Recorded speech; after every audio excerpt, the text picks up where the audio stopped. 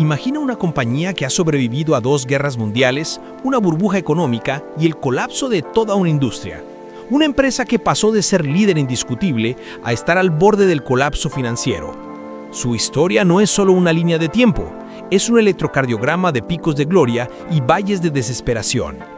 Hoy vamos a desentrañar la historia de Nintendo, no como un cuento de hadas, sino como una cruda lección de negocios. ¿Es su legado un éxito innegable o un recordatorio de lo frágil que puede ser una compañía sin importar su tamaño? Puede que hoy veamos a Nintendo como un gigante, pero hubo un momento en el que el mercado la veía como una reliquia. En su peor momento, la compañía reportó pérdidas netas de $483.5 millones en un solo año fiscal, perdiendo su brillo ante la competencia. El valor de sus acciones se desplomó. Pero en 2021, la misma empresa, impulsada por una sola decisión audaz, registró ingresos netos de $4.8 billones. ¿Cómo pasó Nintendo de la bancarrota virtual a una rentabilidad estratosférica? La respuesta no está en la suerte, sino en la estrategia. La historia de Nintendo en realidad no empieza en un garaje, sino en un taller artesanal. En 1889, en Kioto, Japón, un hombre llamado Fusajiro Yamauchi fundó Nintendo, dedicada a la fabricación de naipes de Hanafuda. Era un negocio de nicho, pero Yamauchi lo llevó a la cima con un producto de alta calidad, un monopolio de facto en la región. Durante décadas, la compañía prosperó bajo una gestión familiar conservadora. No había competencia y las ganancias eran estables. Pero la visión de la compañía se expandió.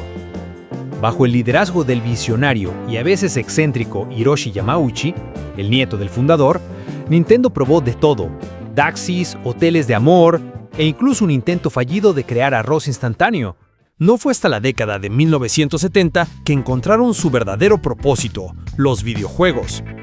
Con el genio de Shigeru Miyamoto, un diseñador de arte recién contratado, crearon el juego de arcade que lo cambiaría todo: Donkey Kong. En 1985, con el lanzamiento de la NES y el icónico Super Mario Bros., Nintendo se posicionó como el salvador de la industria del videojuego en América, que había colapsado tras la sobreoferta de juegos de Atari. Nintendo no solo vendió una consola, vendió una promesa: la de calidad, la de diversión, la de un universo de personajes inolvidable. Los americanos han perdido la fe en los videojuegos, pero con nuestra estrategia de licencias y nuestro estricto control de calidad, vamos a revivir su amor por el juego. No vendemos una máquina, vendemos un ecosistema.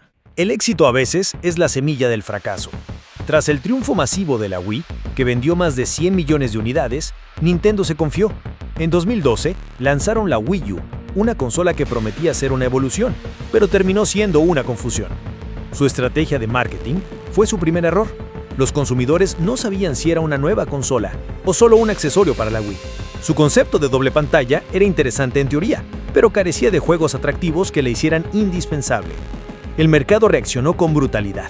Las ventas de la Wii U nunca despegaron, mientras su consola portátil, la 3DS, perdía terreno ante el auge de los juegos móviles y smartphones. Nintendo entró en su primer déficit operativo en más de 30 años. Las pérdidas fueron monumentales y el valor de sus acciones cayó un 70% desde su pico. Un analista de la época lo resumió así: estamos perdiendo la confianza de los desarrolladores externos y de nuestros propios inversionistas. Los números no mienten, la Wii U es un lastre financiero que nos está arrastrando. Nos equivocamos al pensar que la innovación era suficiente sin una estrategia clara. En medio de la tormenta, emergió la figura de Satoru Iwata, el CEO de la compañía.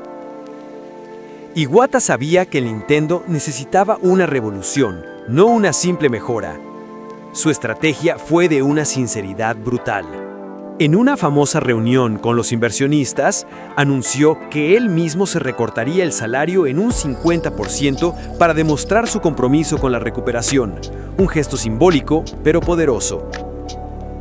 El catalizador del cambio fue una idea audaz: unificar el desarrollo de hardware y software.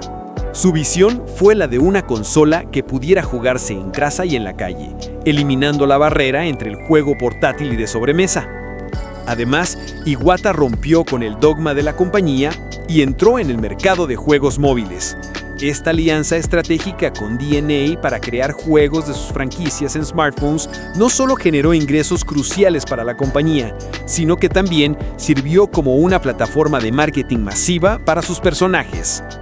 La Switch no hubiera sido posible sin la reestructuración financiera y el audaz cambio de rumbo. No podemos seguir pensando en términos de consolas portátiles y consolas de sobremesa.